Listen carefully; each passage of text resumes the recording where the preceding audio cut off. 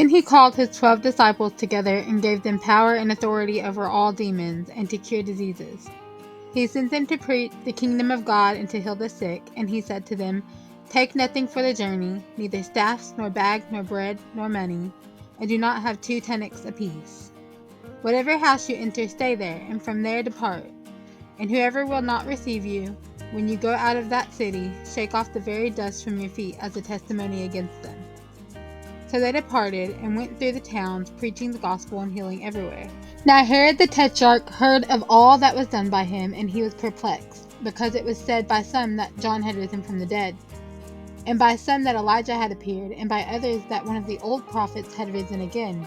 Herod said, "John I have beheaded, but who is this of whom I hear such things?" So he sought to see him. And the apostles, when they had returned, told him all that they had done. Then he took them and went aside privately into a deserted place belonging to the city of Bethsaida. But when the multitudes knew it, they followed him, and he received them and spoke to them about the kingdom of God, and healed those who had need of healing. When the day began to wear away, the 12 came and said to him, "Send the multitude away, that they may go into the surrounding towns and country and lodge and get provisions, for we are in a deserted place here." But he said to them, "You give them something to eat." And they said, "We have no more than 5 loaves and 2 fish, unless we go and buy food for all these people." For there were about 5,000 men. Then he said to his disciples, "Make them sit down in groups of 50. And they did so, and made them all sit down. Then he took the 5 loaves and the 2 fish, and looking up to heaven, he blessed and broke them, and gave them to the disciples to set before the multitude. So they all ate and were filled, and 12 baskets of leftover fragments were taken up by them. And it happened, as he was alone praying, that his disciples joined him, and he asked them, saying, "Who do the crowd say that I am?" So they answered and said, "John the Baptist, but some say Elijah, and others say that one of the old prophets has risen again." He said to them, "But who do you say that I am?" Peter answered and said, "The Christ of God." And he strictly warned and commanded them to tell this to no one, saying, "The Son of Man must suffer many things, and be rejected by the elders and chief priests and scribes, and be killed, and be raised the 3rd day." Then he said to them all, "If anyone desires to come after me, let him deny himself, and take up his cross daily, and follow me. But whoever desires to save his life will lose it, but whoever loses his life for my sake will save it.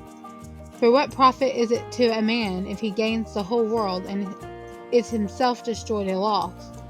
For whoever is ashamed of me and my words, of him the Son of Man will be ashamed, when he comes in his own glory, and in his Father's, and of the holy angels. But I tell you truly, there are some standing here who shall not taste death till they see the kingdom of God."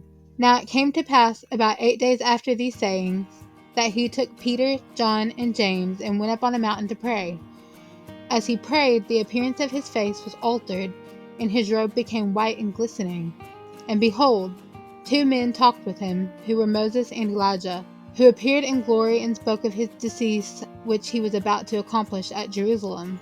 But Peter and those with him were heavy with sleep, and when they were fully awake, they saw his glory, and the 2 men who stood with him. Then it happened, as they were parting from him, that Peter said to Jesus, "Master, it is good for us to be here, and let us make 3 tabernacles, one for you, one for Moses, and one for Elijah," not knowing what he said.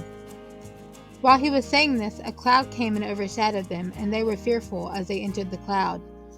And a voice came out of the cloud, saying, "This is my beloved Son, hear him." When the voice had ceased, Jesus was found alone, but they kept quiet and told no one in those days any of the things they had seen. Now it happened on the next day, when they had come down from the mountain, that a great multitude met him. Suddenly a man from the multitude cried out, saying, "Teacher, I implore you, look on my son, for he is my only child, and behold, a spirit seizes him, and he suddenly cries out. It convulses him so that he foams at the mouth, and it departs from him with great difficulty, bruising him. So I implored your disciples to cast it out, but they could not."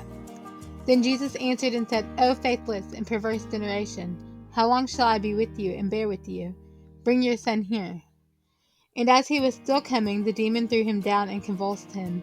Then Jesus rebuked the unclean spirit, healed the child, and gave him back to his father. And they were all amazed at the majesty of God. But while everyone marveled at all the things which Jesus did, he said to his disciples, "Let these words sink down into your ears, for the Son of Man is about to be betrayed into the hands of men." But they did not understand this saying, and it was hidden from them, so that they did not perceive it, and they were afraid to ask him about the saying. Then a dispute arose among them as to which of them would be greatest. And Jesus, perceiving the thought of their heart, took a little child and set him by him, and said to them, "Whoever receives this little child in my name receives me, and whoever receives me receives him who sent me. For he who is least among you all will be great." Now John answered and said, "Master, we saw someone casting out demons in your name, and we forbade him, because he does not follow with us." But Jesus said to him, "Do not forbid him, for he who is not against us is on our side." Now it came to pass, when the time had come for him to be received up, that he steadfastly set his face to go to Jerusalem, and sent messengers before his face. And as they went, they entered a village of the Samaritans to prepare for him, but they did not receive him, because his face was set for the journey to Jerusalem. And when his disciples James and John saw this, they said, "Lord, do you want us to command fire to come down from heaven and consume them, just as Elijah did?" But he turned and rebuked them and said, "You do not know what manner of spirit you are of, for the Son of Man did not come to destroy men's lives, but to save them." And they went to another village. Now it happened as they journeyed on the road that someone said to him, "Lord, I will follow you wherever you go." And Jesus said to him, "Foxes have holes, and birds of the air have nests, but the Son of Man has nowhere to lay his head." Then he said to another, "Follow me." But he said, "Lord, let me first go and bury my father." Jesus said to him, "Let the dead bury their own dead, but you go and preach the kingdom of God." And another also said, "Lord, I will follow you, but let me first go and bid them farewell who are at my house." But Jesus said to him, "No one, having put his hand to the plow and looking back, is fit for the kingdom of God."